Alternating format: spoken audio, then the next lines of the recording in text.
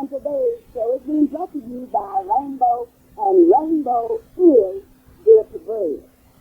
I promise you the best in radio entertainment. As I travel across this country, whenever I see something that's exciting, I want to share it with you. I would like to dedicate today's program to the young people all over this state that have participated in Black Heritage Month program. It was a long time ago that Carter G. Woodson decided that we would have a Black History Week. Black History Week was held predominantly in all black schools. But since then, things have changed. And now we have a whole month that's dedicated to Black history. I have had the opportunity to attend a large number of Black history celebrations. And certainly I would like to salute those of you in Enid, Oklahoma that did such a beautiful job. And certainly I would like to salute to those of you in schools throughout the state of Oklahoma that have participated. But yesterday, I had the opportunity to go to Crescent Hill. And some way I wanted to express my appreciation to the people at Crescent Hill, but I could not do it as eloquently as my daughter. And here's Clara. I would like to express my deepest appreciation to Miss Henry, Miss Hardeman, and the students of Crescent Hills Elementary School who honored my mother on yesterday. Her favorite line is, "Give me my flowers while I live so I can enjoy them." And that's exactly what you did. Thanks again. Well, thank you, Shelley. You have expressed our feelings. I know so many times those of you out in Radio Land do not have the opportunity to see our young people in action. And that's why today I have invited here to the studio some VIP. Now, VIP simply means of some very important personalities. And speaking of important personalities, I have here the principal. And what is her name? Joyce Henry. Okay, Joyce, I know you are proud of your staff and your students. Very much so. What did you think about that program yesterday? I thought it was quite a humbling experience to see the students who performed. They did an absolutely beautiful job, and to be aware of the history that is a part of their lives, and especially to have our special guest as you, Mrs. Luper. And we also had one of our parents, Roz Bowie, who has cut an almond, and she came and made a special appearance. So it was a very, very special day, and I was just exhilarated with the performance of the students and what they had to say. Who were the teachers that were responsible for that program? We had one person that was in charge, and Mrs. Clara Hardeman, who is our teaching assistant, and she works. What do you mean by teacher assistant? She works in the classroom with the teacher to help with the instruction. Okay. And she has started the VIP club, which is a very important person, and she meets with the 3rd and 4th graders twice a week, the girls on one day and the boys on the other, and to talk about things to help them to realize that they are very important people. As I understand it, the VIP presented the program yesterday. That is correct. One of the most challenging awards that I saw was a young lady that sold 180 bars of candy. Who was she? That's Felicia Doolittle, and she's one of our 3rd graders. I know that Allstate Insurance Company will be looking for her, and incidentally, this portion of our program is being brought to you by Allstate. That's your favorite insurance agent, Marilyn Hildreth, and you may call her by calling 427-8399, or you may visit our office at 9228 North May Avenue in Oklahoma City, Oklahoma. Mrs. Henry, today I have invited some very important personalities out here to the radio studio. Would you tell the radio audience the name of my personality? I would love to. We have our 3rd and 4th graders are Charmaine Hodges, Michelle House, Philip Harding, LaQuay Jeffers, Clifton Henry, Matthew Rockwell, Yvonne Borders, Lakeisha Bilberry, Sharonda Muskin, Marquisha Grant, Monica McCoy, Taranza Carson, Regina Harper, Malik Green, David Wright, Brian Rector, Kanita Buck, Norman Houston, Tiffany Cunningham, Florine Brown, and Malika Loving. You are an unusual principal because an average principal would not take time out on a Saturday to bring all of these young people out here. And I want to congratulate you. Well, thank you, except that I just feel that the children are very special people, and I like to see them do extra things. And I want to say a special thank you for not only taking time out of your day yesterday, but having us here today. Because this will be something that not only the students that are here, but all of Crescent Hill students will remember for the rest of their lives. Well, I'm expecting my photographer to come out and take a picture, and I'm going to put these very important personalities in my history book. I have a book of everything that I do, and I will be sending each one individual certificate for participating. And incidentally, my photographer has just walked in. Now, I want the public to know that at Crescent Hill School, and that's located where? At 2240 Northeast 19th. On a Saturday, you have your teachers, you have patrons, and all out here with you, and you were able to get a bus to come out here. That's right. And I want to say a special thank you to the parents that came along. And, of course, I can't thank Mrs. Hardiman enough because she is our driving force behind the VIP club. And also for the school district for being so cooperative to giving us the bus at a short notice. Well, I hope there are some more Mrs. Hardimans out in Radio Land. And if I were you parents out there in other schools, if my students were not participating, I would just call and demand something. But ladies and gentlemen, this portion of our program is brought to you by Enterprise Square Place, located at 4901 North Martin Luther King Avenue. While you're at Enterprise Square Place, I would like for you to go to Service Cleaners, 4905 North Martin Luther King Avenue. Now, you can pick your clothes up there in the morning, and you can pick them up in the evening. All you will have to do is say that I need my clothes. I need my clothes. Now, they will clean them like they've never been cleaned before. Mr. Calvin Williams is a specialist. He's well-trained, plus he's had the experience. Go to Service Cleaners, 4905 North Martin Luther King Avenue, and tell him that you heard it on the Clara Luper radio show. Yesterday, the VIP presented pages from Black history.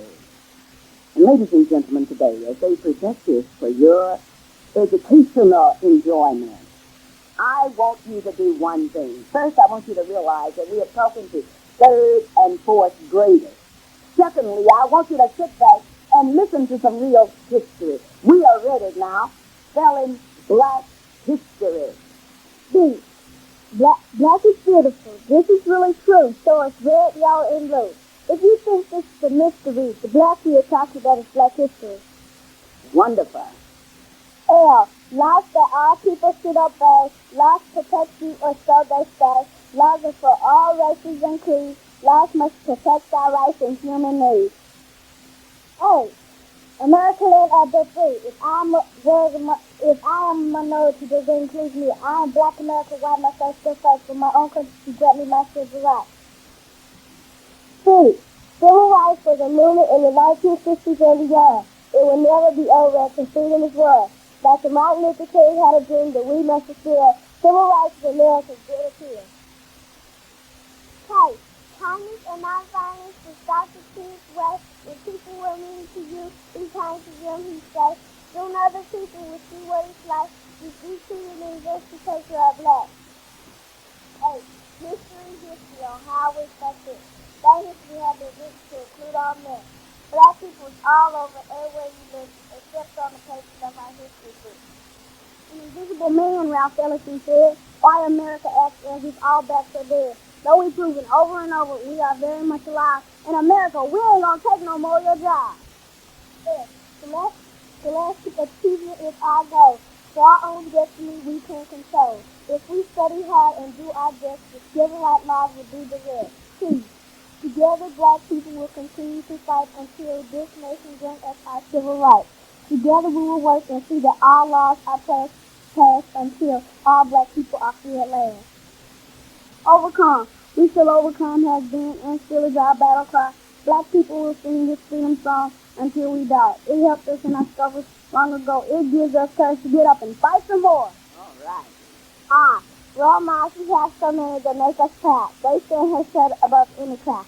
In history, we are mainly mentioned as slaves because it really makes us real. Because our black role models have proven that they are superior. T. For years and years, we have had to fight for respect, dignity, and for human rights. Today, we pause at CDT pay. To our civil rights leaders who have led the way. They sacrifice their life for you and me, just so little black children can be free. Now, from the pages of history comes the story of great Americans, as told by the students from Preston Hill. Hello, I am Harriet Tubman. Strong as a man, bold as a lion, cunning as a fox. That is what they call me. Though I cannot read or write, I was able to help my people escape slavery. That is why I am called the Moses of my race. I escaped to freedom and became the famous conductor of the Underground Railroad. I was able to free over 300 slaves. The trips were hard and dangerous. By day, by night, summer and winter, we worked to get slaves to freedom. I was nearly caught many times, but I paid a lot and God saved me. During the Civil War, I served both as a spy and a nurse for the Union. I nursed the soldiers who were wounded in the battle. When I died in 1913, I was buried in Ohio with full military honors. Hello, my name is John Johnson. Do you like to read? I hope so. I hope you especially enjoy reading my magazines, Ebony, Jet, Negro Digest, and many others. I own the most successful black publishing company in the world. Over 4 million people read my magazines monthly. When I was a child, my mother was on welfare. Today, I'm a millionaire. Oh yes, check out the Ebony Fashion Fair when it comes to your shoes. Please keep reading my magazine. Hello, I am Dr. Daniel Williams, a famous heart surgeon. I became the first person, black or white, to perform surgery on a patient's heart. In 1893, I opened up a man's chest and sewed up his heart. The man lived. That is why I am called the first heart surgeon in the world. All people, black or white, should be proud of me. Hello, I am Madam C.J. Walker. I was born in 1869, though I was orphaned when I was 6 years old, and I got married when I was 14.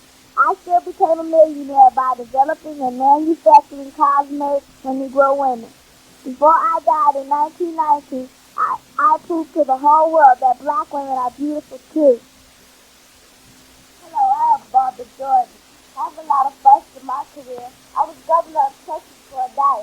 I was the first woman, black or white, elected to the Texas State Senate. I served there from 1962 to 1968.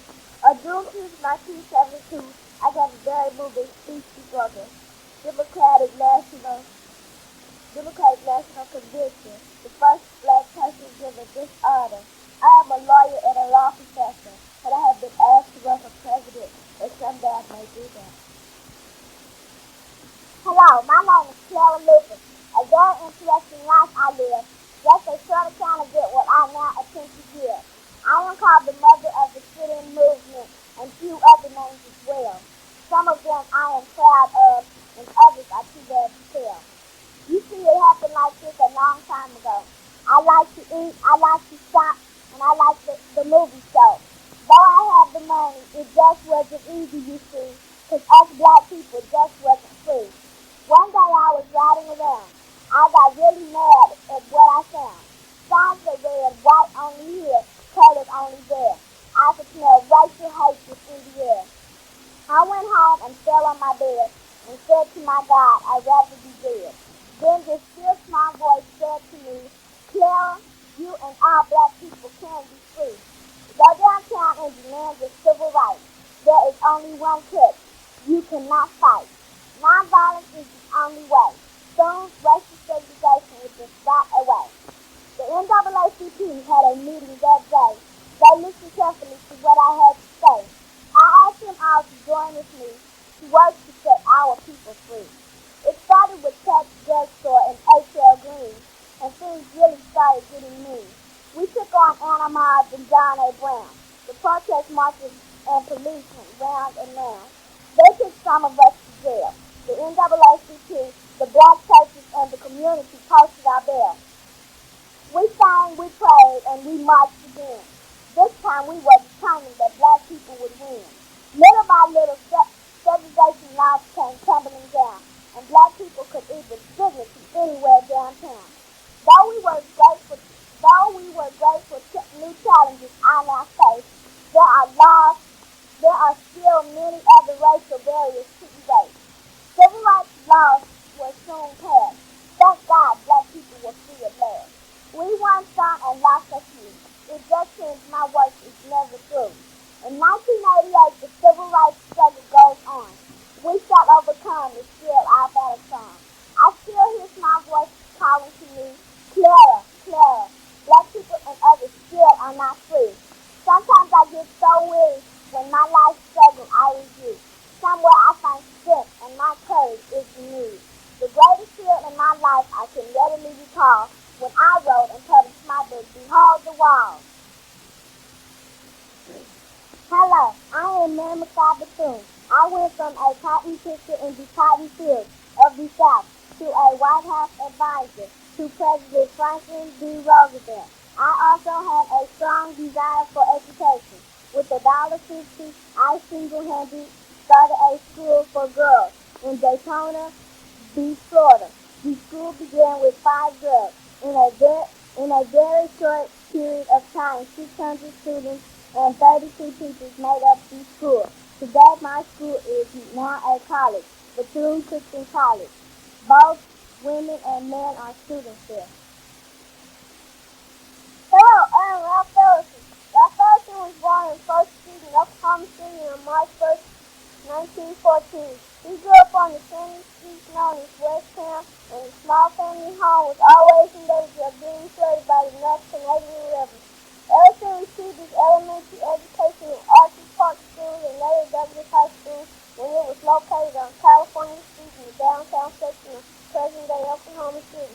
He later hitchhiked to Tuskegee Institute in Tuskegee, Alabama, where he enrolled. He began writing in 1939. His early efforts consist of short stories and essays.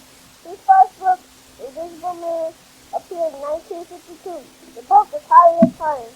Mr. Ellison has received many honors for his achievements in the literature. Ellison presently is Albert Schweitzer Professor of Humanities at New York University. On Northeast 23rd Street stands the Ralph Ellison Library. Name in my honor. Hello, I am just Charles Owens. I grew up in Tulsa, Oklahoma. While I was growing up, I worked as a paper boy, a sky cap, a janitor, and a policeman. I graduated from college and spent 4 years in the Army. In 1966, I enrolled in the University of Tulsa's Law School. In 1950, I finished law school. In 1968, Governor Dewey Bartlett appointed me as a district judge in Oklahoma County. I am still serving as a judge today. With hard work and a good education, I went from being a poor boy on the streets of Tulsa to a district judge. I am proud to be a Black American. Today you are listening to a program that is being presented to you by the students from Crescent Hill High School in Oklahoma City, Oklahoma. This program is being made possible by Dr. A.L. Dow, your optometrist. Dr. A.L. Dow's office is located at 934 Northeast 8th Street here in Oklahoma City, Oklahoma. And I'm sorry, it's being brought to you by Crescent Hill Elementary School.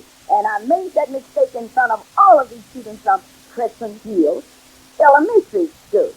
But Dr. A.L. Dow would like to say that if you cannot see as well as you would like, if you're having any difficulty, call him. The telephone number is 235-0536. Now for a secret. If you're receiving any kind of federal aid, do you realize that you can get your glasses free? That's Dr. A.L. Dow, 934 Northeast 8th Street. From the pages of American history, we are telling you a story about the black people. I want you to look around at some exciting stories. I want you to go to Rose's Restaurant. The Rose's Restaurant is located at 217 Northwest 23rd Street here in Oklahoma City. You may go in this evening and eat some good old soul food, or you may go tomorrow to enjoy soul food.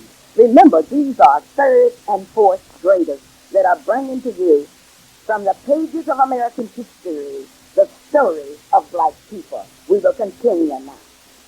Hello, my name is Ada Lawrence Scipio Fisher. They call me a pioneer in integrated education in the state of Oklahoma. I am the first black student to enroll in law school at the University of Oklahoma. My co-bars took 41 months and my case was taken by the NAACP all the way to the Supreme Court. I won it on June 18, 1949. I was finally admitted to the law school at OU. I was 42 years old when I entered law school. Today I am a lawyer and a professor at Langston University. Hello, my name is Hannah Atkins. I am the first black woman elected to the Oklahoma State House of Representatives District 97. I served for 11 years. Do you know why you have to have sex before you can enroll in school? That was one of the bills I introduced and it became a law. You can blame me for making sure Oklahoma school children are healthy. I am presently serving as the Secretary of State for Governor Henry Berry. Hello, I am Trina Scott. I am called Mr. Football. I grew up in Oklahoma City and went to Page Elementary and Douglas High School. I went to college at OU. I like to play football, so I went to tell the OU coach that I wanted to join his football team. Because I was very small, the boys on the team made fun of me. I proved to them that I could play football. I was so good the next year they gave me a football scholarship. I played in the pros 7 years. By the way, I am the first black person to ever play for OU. Though I was small and black, I proved to the world that I could play football. Hey, small fellas, you can too. I am E.L. Porter. I am a lawyer. I am the first black man to be elected to the Oklahoma Senate. I served as the senator of District 48 over 20 years. Most people call me a troublemaker because I speak out civil rights in the education and justice system in our state and nation. I am very active with the NAACP because they work for freedom and justice. My law office is on Northeast 23rd Street, right in the heart of the black community. Hello, my name is Zama Tom Hardman. On November 8, 1971, 41 men gathered at my home to form the Northeast Optimist Club. The purpose of the club was to provide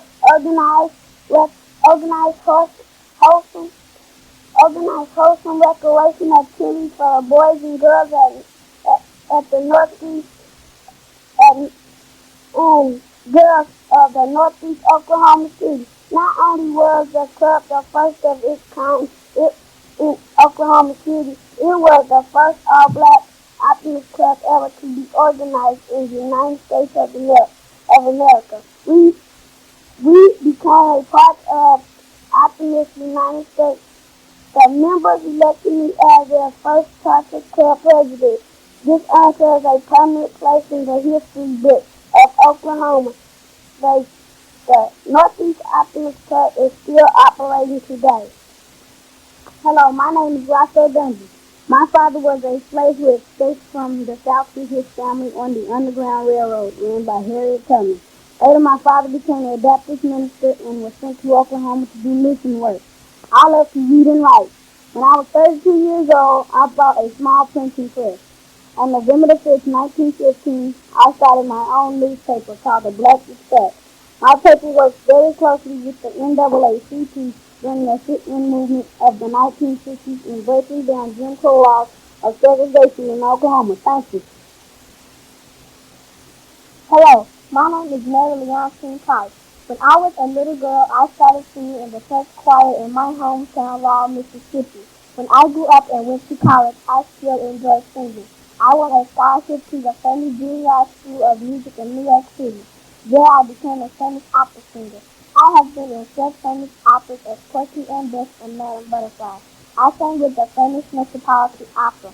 Recently, I was honored at the Kennedy Center in Washington, D.C. for Model as an opera singer. I have traveled all over the world.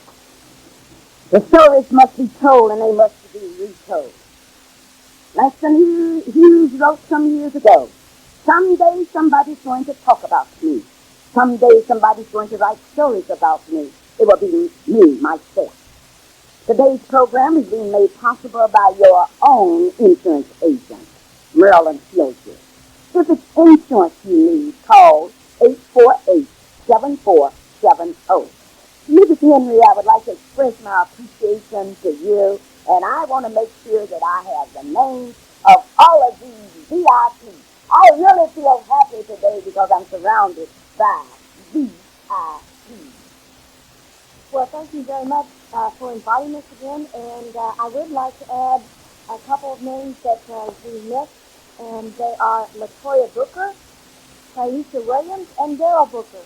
And we're very, very pleased, and thank you again for being a part of our special celebration. I know those of you out in Radio Land wish you were with Clara Luper today. Just think, I'm surrounded by VIP.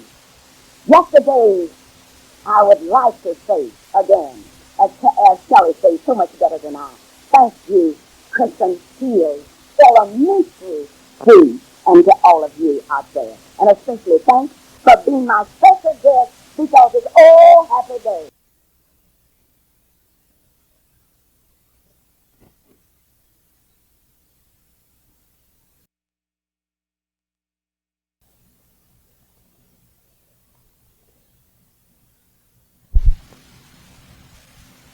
Today's Black History Special that has been presented by the students from Crescent Hills Elementary School.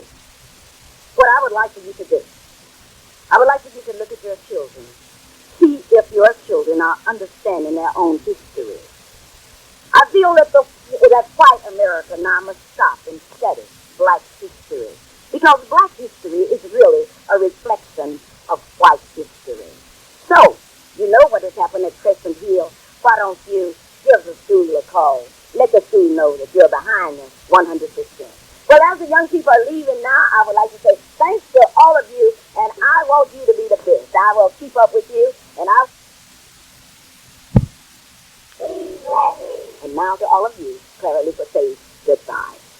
This is going to be a very exciting week. There are a lot of programs that are available through our churches, and I have a very beautiful young lady who has come here today to tell us about a program.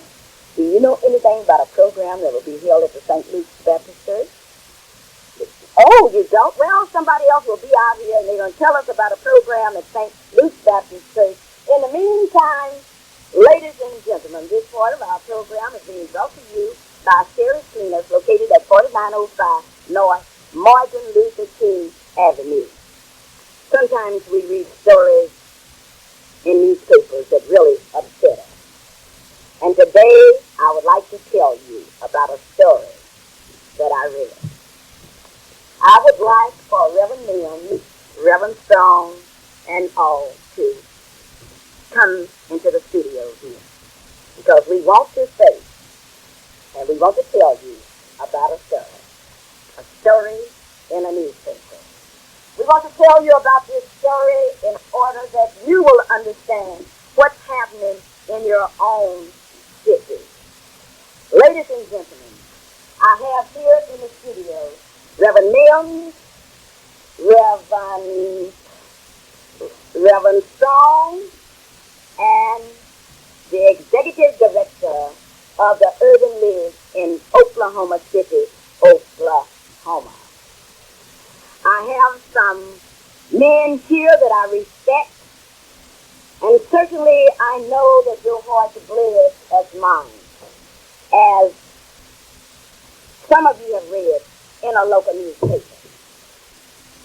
I will bring them on in just a minute. In the meantime, Mrs. Elaine Cox has arrived to tell us what's going to happen tomorrow. Oh, good afternoon, Mrs. Luper, and thank you for inviting me here to make this announcement on behalf of our church. The St. Luke Baptist Church Drama Committee will present the NAACP Youth Council in the Harriet Tubman story in its Black History program on tomorrow evening. That's Sunday, February the 28th at 7:30 p.m. at the church, St. Luke Baptist Church, 1001 Northeast 50th Street. That's 50th and Post Road in Spencer, Oklahoma. The Harriet Tubman story features Alicia Hildreth as Harriet and Carrie Whitaker as John Tubman, with Chris Fowler and David Fowler and many other members of the NAAC Youth Council. So we, the members of the Drama Committee at the St. Louis Baptist Church, would like to invite all the general public to come out and enjoy this experience with us. Sister Julia Majors is the Drama Committee Chairman, and Reverend David Rowland is our pastor. Once again, what time is that program? That's at 7:30 p.m., Mrs. Luper. At 7:30 p.m. tomorrow night, and St. Luke's Baptist Church is located where? At 50th and Post Road in Spencer, Oklahoma. Thank you so very kindly for being my very distinguished guest today. And speaking of Black History programs, tomorrow we will be participating in a forum at the Evangelistic Baptist Church, and that's at 30th and Martin Luther King Avenue at exactly 5 o'clock. We at 3 tomorrow. Miss Perry is going to call us and tell us about that program, and I'm going to give you a little secret. I will be the guest speaker for Black History Week. The people out at the Northeast Baptist Church in Oklahoma City have been working real hard this week, and they will end their Black History celebration tomorrow. I am expecting her to call, and she will be with me. Never before in the history of America have we as Black people faced such challenges. We have faced problems that are acute, and someone says that we have met the enemy, and he is us. Throughout the years, I've tried more than anything else to be honest with this community. I've tried to call the punches as I saw them and as I felt them. And this is what the rest of this program, after this announcement, will be about. Clara Luper? This is Juanita Perry of Northeast Missionary Baptist Church. Yes, Juanita. I'm calling to invite the public to come out to our church at 3815 Bartow Road. And what is that address again? 3815 Bartow Road. Okay. Forest Park. Okay. Reverend Arthur E. Williams is the pastor. And we will be honored to have you, Clara Luper, as our guest speaker at 3:30 p.m. Oh, it's at 3:30 in place of 3. Yes. Let me get that straight. Those of you that are coming out to Northeast Baptist Church tomorrow, the time is not 3 o'clock, it's 3:30. All right? And our theme is rights and responsibility. Well, that is just wonderful. Who's the chairperson of that program? Yours truly, Juanita Perry. Well, Juanita, I'm so happy to see you so involved in your church, and I can hardly wait to get out there in that beautiful church. Are you proud of it? We are very thankful for the Lord for having blessed us. Well, the Lord has certainly blessed you with that kind of building that you have out there. How many acres of land do you have? Oh, it's a little bit over 9 acres. Over 9 acres of land. The Lord has really blessed you, and thank you so very kindly for being my very distinguished guest this evening. Did you hear the young people from Crescent Hill? Yes, I did, and I was quite impressed. They had so much to tell us about the history of our people and about the people in Oklahoma that have contributed so much to making the United States and Oklahoma what it is. Oh, okay then. Well, thank you so very kindly, and see you tomorrow at 3:30 p.m. Thank you, and we want the public to be sure to come and see. Okay then. Bye-bye. Bye-bye. The public is invited to come and hear Clara Luper. What a story. Once again, I've tried to be honest with this community. I know that as one person in Oklahoma City, I have a right, and I have a right to speak my opinion on issues. And I would like to say publicly that I think that the Black Chronicle made a drastic, I don't know what you call it. I will call it a historical sabotage. Let us look. Now, this is what I think, and you think whatever you want to. But let's look at the situation. Remington Park is coming to Oklahoma City with all of its job opportunities. And as I travel down the highway, down Martin Luther King's Avenue, and as I watch the men that were working on that project, I haven't seen any blacks working on that project. Now, those of you out in radio land, if you know blacks that have worked out there, let me know. Now, just think about it. They have come into this black community with all of the big jobs, the contracting jobs, and I have seen no blacks being involved. And because of the fact that somebody asked about jobs, talking about they were not speaking for this community, and I want these preachers to know that they were certainly speaking for me. audience. I want to see who you agree with. Let's get the real story. Because I don't care how you wrap it up, the issue that's facing black people today are jobs, jobs. Now, Reverend, I saw your picture in the paper. I read the story. Now, I want to know from you, Reverend Mims, exactly what happened at that meeting. Reverend Strong and Mr. Mims can speak also on this, but what happened was we had invited Mr. Vance and Mr. Gandy to come and to give us an update on the job situation. You're right, Mrs. Luper. The situation is that they have let out 57 contracts, 53 of which were given to people in Oklahoma, none of which were black. They have also hired their entire managerial staff out there. There are no black managers anywhere out there at that place. They told us that they were going to develop a plan to do some more hiring. I want Mr. Mims to explain his comments on that. But the last comment I want to make is this, is that they want black folks to sweep manure and to cook food. And that's all I think they feel we're qualified to do. And we, in a calm, professional way, Dr. Strong and I both are educated ministers. We have doctorate degrees, and we have negotiated with people, and in a calm, educated way, we ask them why. You ask them why they have not hired any black managers, any blacks in positions. You ask them why in a calm manner. And I want to let you know that Parker is highly educated too. Let me hear what happened as you saw it, Reverend Strong. You were there. What actually happened? Well, as you saw it. All right. The whole issue is about jobs, pure and simple. I'm not pro-racetrack to begin with, but it's going to be a reality, and it's going to bring with it a certain number of jobs. And I've been approached by members of my own church. I've been approached by other people asking, inquiring, because people are hard hit in this economy. It's a very depressed economy. If there are jobs coming in, especially in our community, people want to know so that they will have a chance, just like anyone else will have an equal chance to go and apply for those jobs. And I think that we are less than interested in the community, and we're less than about our Father's business if we sit back and allow those jobs to come in and be filled by persons outside the community, and then our people get those at the bottom of the rung. That's the way it's always done. But we simply raise some questions and ask for a process, a mechanism whereby we might steer people to the right person to get those jobs. All right, now you only ask for jobs. Well, this is quite interesting because you have a job. You have a job, Reverend Mims. You were saying that at that meeting, you were speaking on behalf of the people that need a job. We're not looking for jobs for ourselves, but we pastor congregations and we look in the faces of people Sunday after Sunday, day after day, who do have a need to have just some type of income, some type of legitimate income based on a job, their ability to go out and work and support their families. That's all that we were concerned about.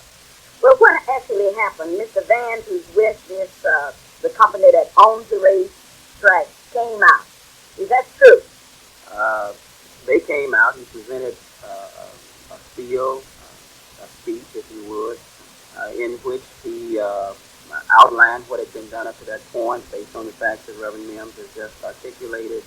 And he was ready to leave without any questions being asked, but he consented to respond to some questions, and these are the kinds of questions that we ask. Oh, you all should have asked him, how much manure can we pick up in a day? You should have asked him, will it skip us? You come asking difficult questions about jobs and job advancement? Well, we were told by city councilman that black folk were not qualified for those jobs that were led by contract. Excuse me, what did you say? We were told that black folk were not qualified for those jobs. That we didn't have Our city councilman told you ministers that we were not qualified? I was shocked. Have you ever heard of Orange and Son? Have you ever heard of Moore Construction Company and others? We are qualified? How dare anyone tell us that we are not qualified? Well, that sounds like the white folks. I remember when we were downtown, somebody told us that we were not qualified to eat. And I never shall forget that Senator Porter, and I told him that we were qualified to eat the day we were born. And then we condemned the schools, especially OU, that didn't have a course set up for black people, teaching them how to eat. But if you don't believe I can eat, you just invite me to dinner. And you mean to tell me that Councilman Dory James told you ministers in the presence of Mr. Vance and others that we didn't have blacks that were qualified? Those jobs that were let via contract. I'm sure I don't want to, I don't have any personal issue with him on a personal level. This is much bigger than he is. It's much bigger than any individual.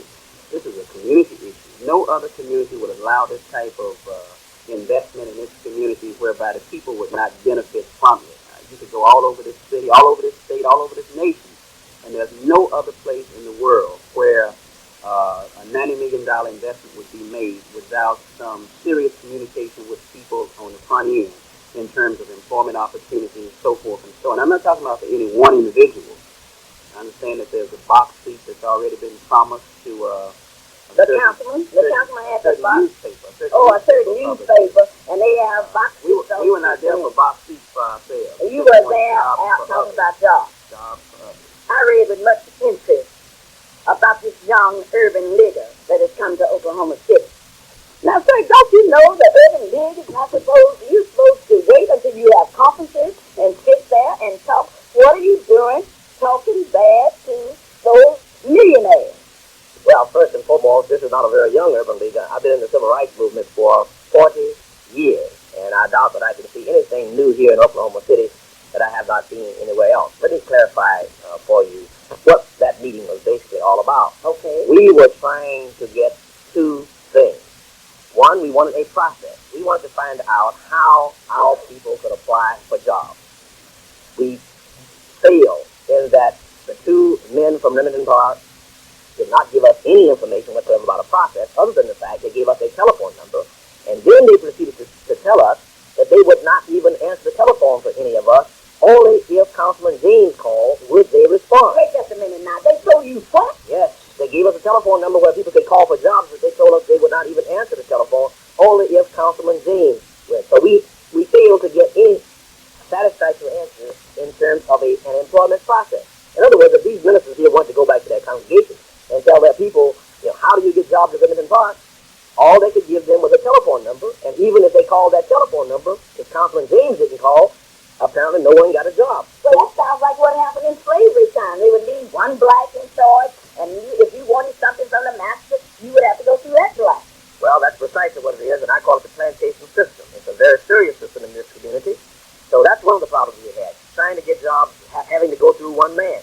The second thing issue that came up was the issue of affirmative action. We wanted those tax officials to guarantee us some kind of goal, not quota, but some kind of goal. They would hire X number of black people as it. And, of course, Councilman James was opposed to affirmative action. No, don't tell me Councilman James did not want an affirmative action program. Well, he's one of the few black people I've ever seen who was opposed to affirmative action. Ronald Reagan has one as head of his commission. Well, you could think that Ronald Reagan had some of his people down here in Oklahoma City also. But that was the problem. And incidentally, he was against. Now, Councilman James spoke against that program.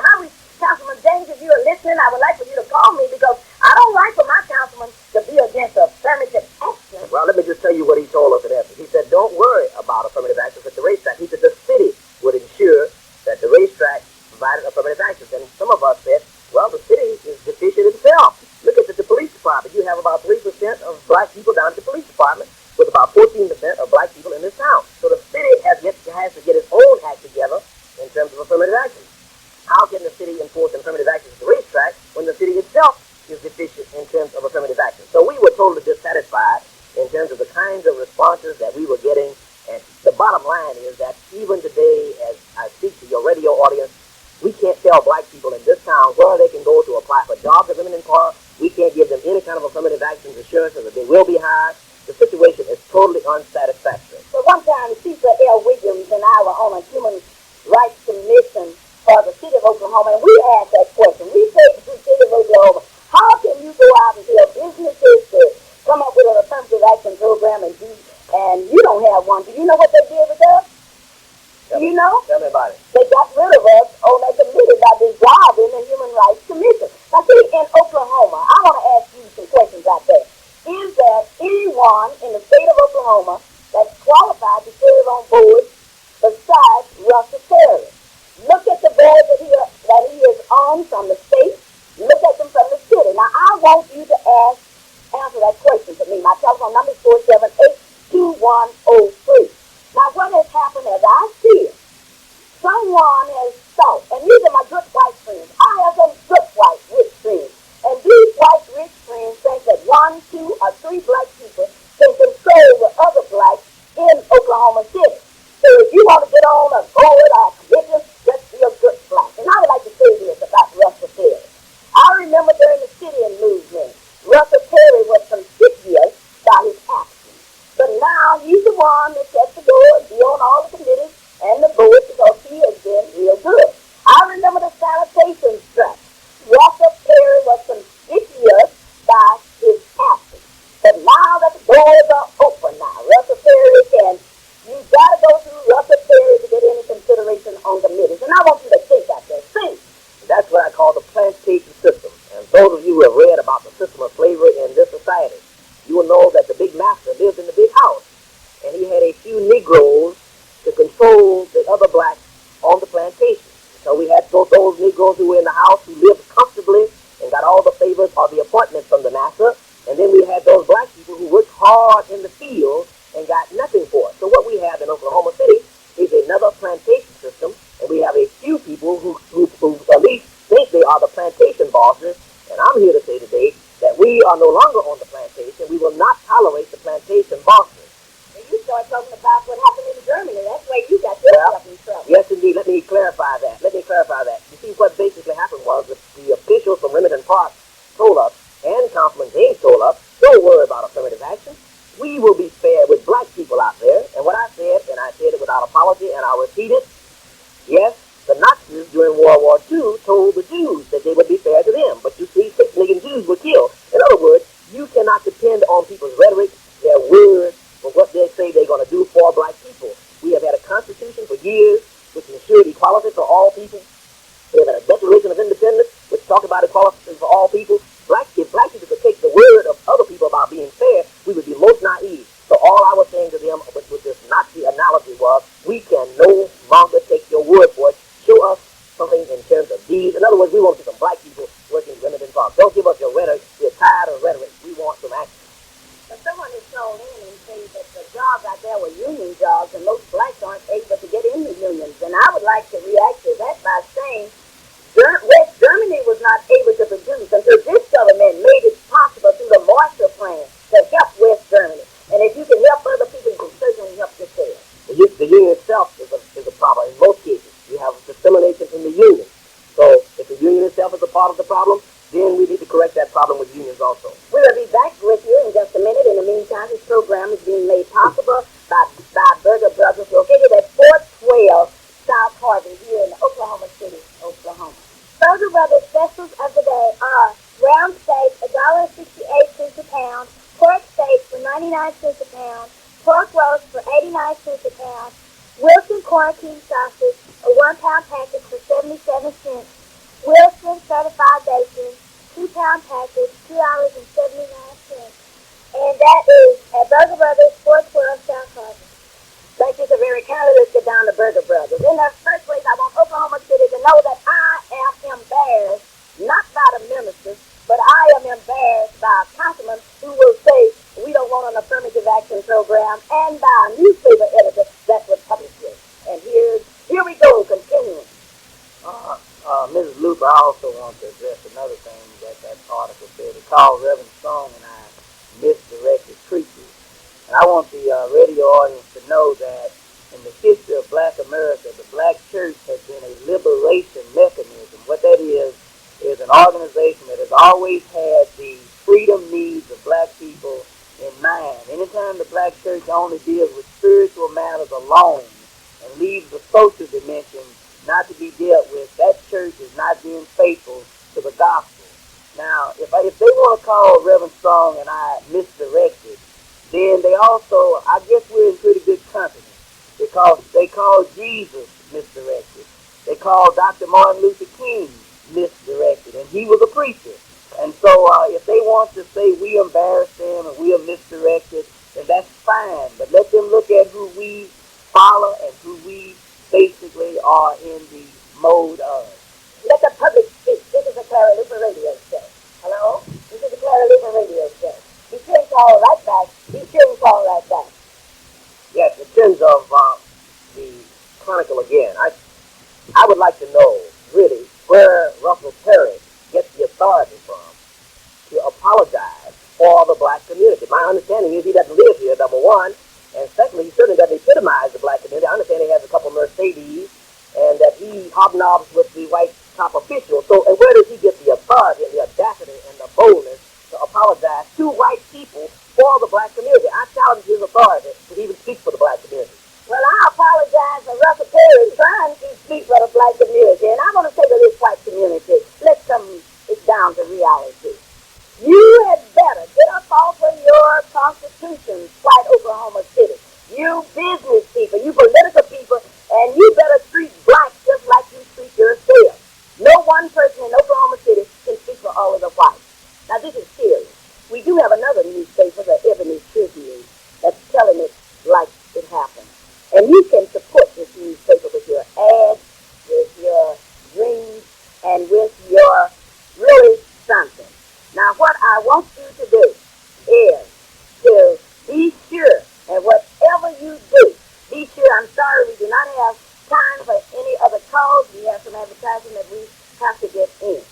Let us get down to the serious business of black people, and that's JOBS.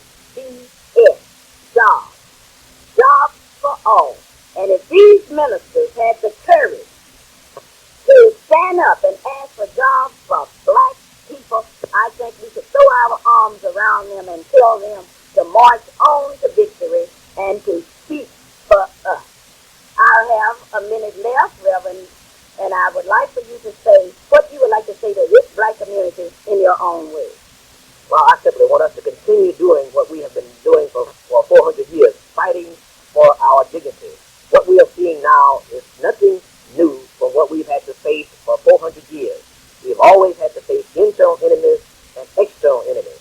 But we will have to deal with our internal enemies. And in this case, obviously, we have identified those enemies. So we must keep on, we must keep the faith, we must keep struggling for jobs.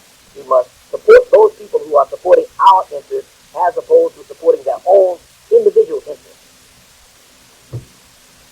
I think one of the things that we have to do as we celebrate Black History Month is we have to just reaffirm our own determination that we're going to select our own leaders. I have no desire to be a leader. I came here simply to pastor my church and do a good job of comforting, loving people, helping people. But in the process of doing that, I found myself being viciously attacked. Somehow I'm perceived as a threat to that whole power situation, to that plantation mentality. And I think that one of the responses that we've got to make, our freedoms are not only threatened in South Africa, but right here, if one person can be dealt with and used to control all of the rest of us to the detriment of all of us, and for the self-aggrandizement and economic advancement of just one or two individuals. My word is just basically freedom, freedom, freedom, which means jobs, jobs, jobs, money, baby, money. As I look at the clock on the wall, I know it's time for me to say goodbye. I hate to say goodbye to you because you've been so sweet through the years. Today I have brought you a program of Black history. The last part of this program is also one of Black history.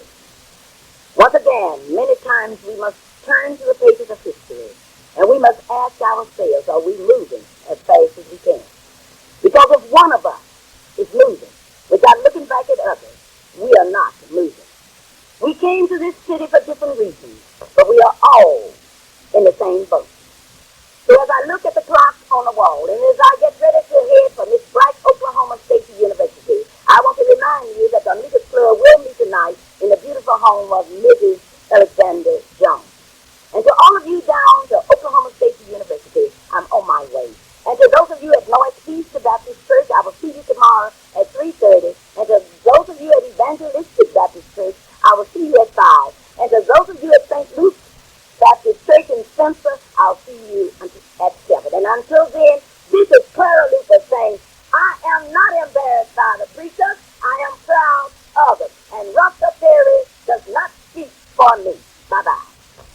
This is KBYE, 890 AM in Oklahoma City, the Southwest